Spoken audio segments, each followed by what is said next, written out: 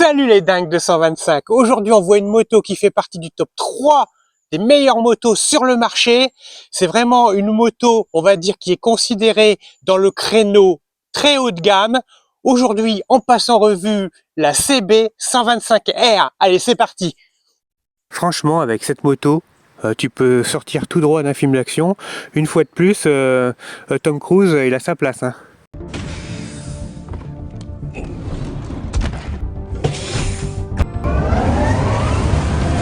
Alors, l'ami, cette moto est sortie sous 2 versions. C'est pour ça, regarde la vidéo jusqu'à la fin. Tu vas avoir le détail des 2 versions qui sont sorties de cette moto. Faut que tu saches qu'on ne peut pas à l'œil discerner les différences facilement.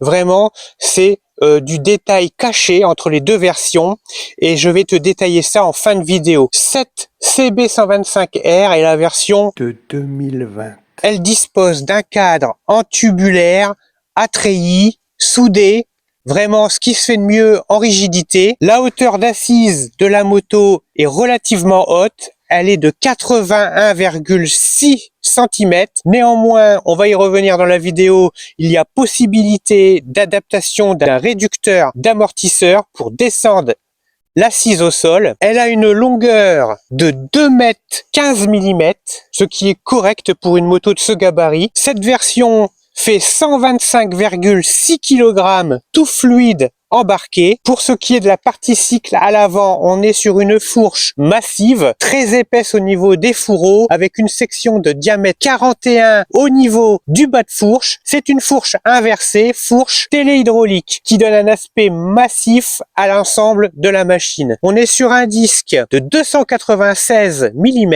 ventilé, ajouré sur le pourtour, qui donne une finition vraiment jolie au disque. Ce disque dispose d'un étrier à 4 pistons, oui vous avez bien entendu, 4 pistons, et l'ensemble de la machine avant-arrière est couplé par un freinage ABS qui sécurise le conducteur. On est sur de magnifiques jantes en aluminium coulées. Ici, le diamètre de la roue est de 17 pouces. On est sur une monte en pneumatique de 110 de large par 70 de hauteur. Au niveau de l'arrière de la moto, on est toujours sur une jante aluminium coulée à bâton. Elle dispose pour le freinage d'un disque de 220 mm ajouré sur le pourtour et ventilé avec un étrier simple piston. Toujours avec un ABS, freinage couplé, ensemble qui sécurise le conducteur. Au niveau de sa roue, on est sur une jante de 17 pouces sur une monte en 150 de large, c'est énorme, par 60 de haut,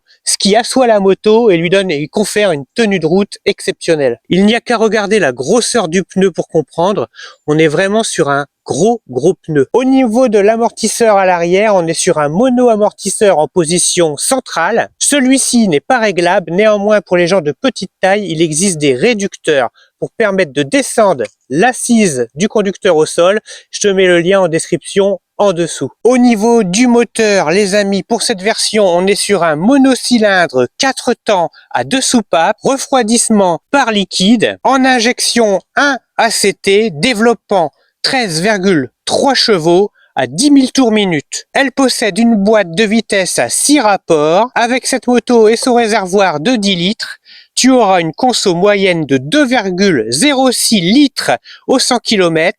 Pour une autonomie de 485 km, ce moteur t'emmènera à une vitesse maxi de 120 km/h. Sache qu'avec ce moteur, tu es en critère 1. À bord de cette machine, tu retrouves toute la technicité et le modernisme d'aujourd'hui en ce qui concerne les instruments de bord et la partie compteur au niveau central.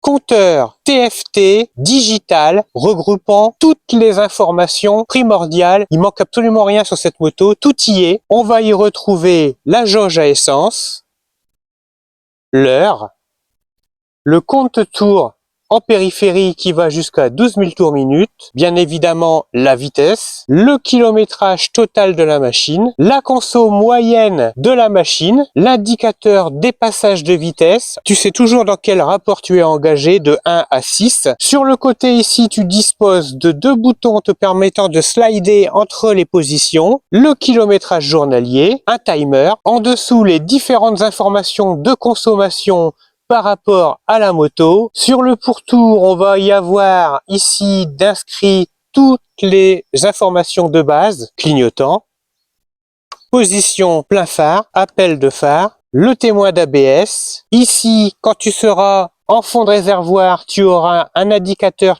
te stipulant que tu arrives au fond du réservoir. Ça représente en fait une pompe à essence orange. Ici au milieu, vaut mieux pas le voir s'allumer, c'est le témoin de dysfonctionnement moteur. Au milieu, le petit carré blanc qu'on ne voit pas bien ici, quand il s'allume, c'est pour t'indiquer qu'il est temps de passer à la vitesse supérieure ou de rétrograder. Ça te permet d'optimiser en fait ta consommation d'essence. Ici, s'il y a un petit témoin qui s'allume, il faut que tu contrôles tes niveaux en eau. Ici, tu y retrouves le bouton poussoir pour le klaxon. Ici, la position feu de croisement plein phare, bien entendu les clignotants. Et sur l'avant, une petite gâchette te permettant d'actionner les pleins phares de façon intempestive en appel de phare. Sur la droite, le gros bouton rouge, tu peux pas le louper, c'est le coupe-circuit. Au démarrage, il faut penser à le positionner ici. Toujours le mettre sur position allumée pour pouvoir démarrer, c'est mieux. Ici, le bouton poussoir, bah t'as compris, c'est pour lancer le démarreur, démarrer la machine. Je te fais une vue d'ensemble du dessus pour que tu te rendes compte un petit peu de la largeur du réservoir. Voilà, avec ces grosses écopes ici, de chaque côté, son gros bouchon sport, aluminium, anodisé, avec en son milieu une teinte un peu plus foncée. Le tout habillé sportif avec des vis BTR. Ça donne vraiment un look sport à la machine. Je vais te faire écouter le bruit du moteur. On va la démarrer ensemble.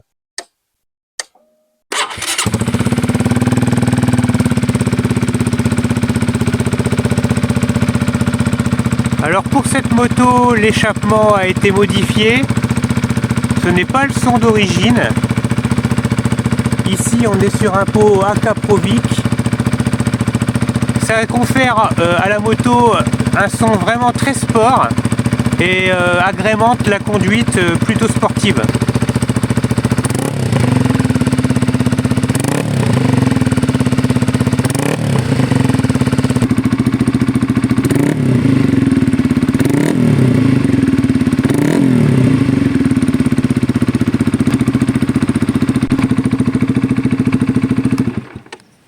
En ce qui concerne le pot d'origine, je vais te faire écouter le bruit d'origine afin que tu puisses te faire une idée au réel de la moto quand elle te sera livrée avec son pot d'origine.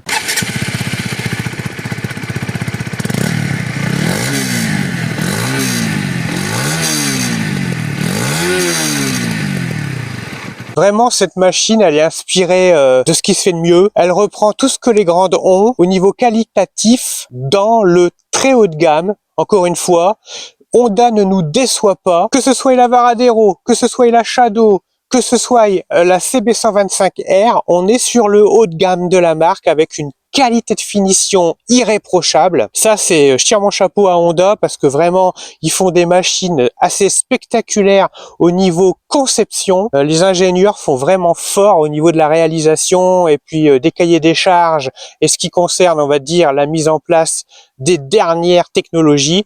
Vraiment, c'est superbe comme machine. C'est la machine de confiance par excellence.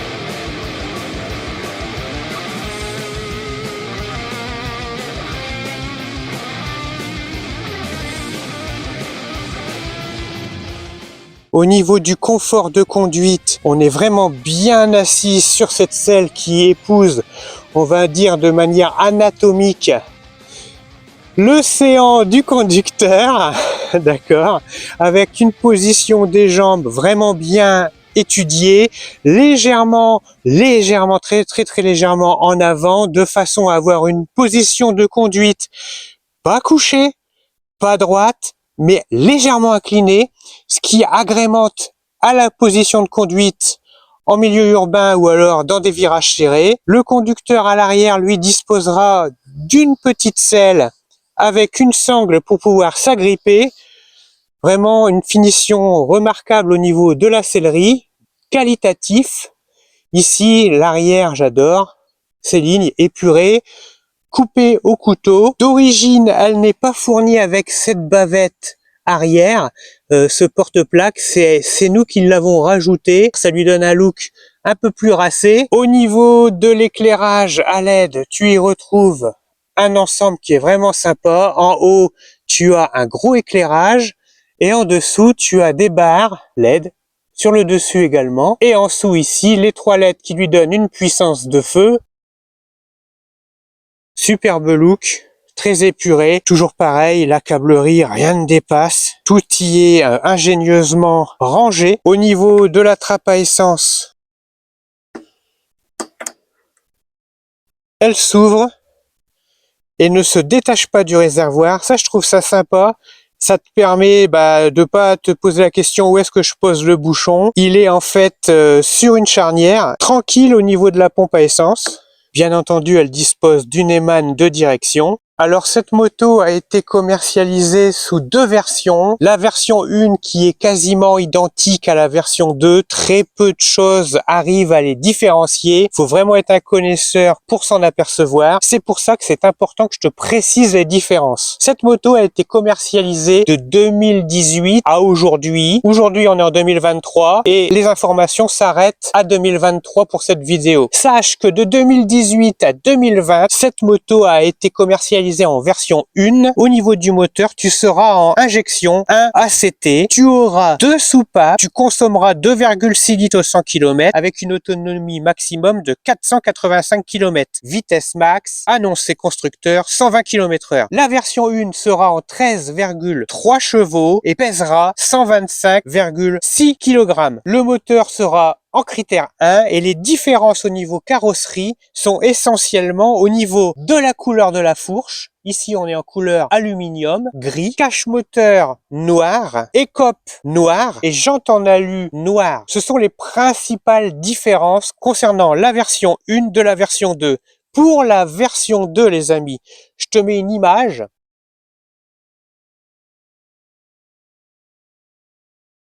pour que tu puisses comparer les deux. Tu vois, visuellement, il y a vraiment très peu de choses qui les diffèrent. Pour la version 2, tu retrouves une couleur cuivrée dorée sur la jante, des jantes en couleur doré cuivré, un cache-moteur également doré cuivré et différentes teintes qui peuvent aller sur les écopes en fonction de la version que tu vas prendre. Mais tu as vu, c'est vraiment les deux mêmes. Ce sont les deux mêmes, seuls changent ces couleurs. Par contre, la différence se fera au niveau du moteur. Pour la version 2, tu seras en injection 2 ACT, tu auras 4 soupapes, tu consommeras un peu plus, 2,2 litres au 100 km, pour une autonomie de 455 km, un peu moins. Par contre, tu iras à 5 km/h plus vite. Elle est annoncée constructeur à 125 et tu disposeras de 14,9 chevaux. La version 2 est un peu plus lourde, elle pèse 130 kg, tout fluide embarqué, et tu seras tout de même toujours en critère 1. Sache que, comme je te l'ai précisé, les différences sont assez dérisoires entre la version 1 et la version 2. Ce sont les mêmes, on peut le dire. Très peu de choses les diffèrent. C'est une question d'esthétique avant tout, car au niveau des performances, c'est quasiment similaire en vitesse de pointe 120 pour 125, 5 km/h les amis. Si tu veux 5 km/h de plus, mais consommer un peu plus, bon, l'intérêt n'y est pas vraiment. Autant prendre la version 1 qui est beaucoup plus économique. Mais bon, là, ça dépend des choix et des couleurs. C'est à toi de voir. Cette moto est garantie 5 ans constructeur. Oui, tu as bien entendu. Pièces et main d'œuvre, à condition bien entendu de faire les révisions chez Honda. Et alors ce qui est de fou chez Honda, c'est que c'est garanti 5 ans en kilométrage illimité. J'espère que cette petite vidéo t'aura été utile. N'oublie pas à liker, à t'abonner, c'est super important. Fais connaître la chaîne, partage. Et moi je te dis à très bientôt dans une prochaine vidéo. Bye!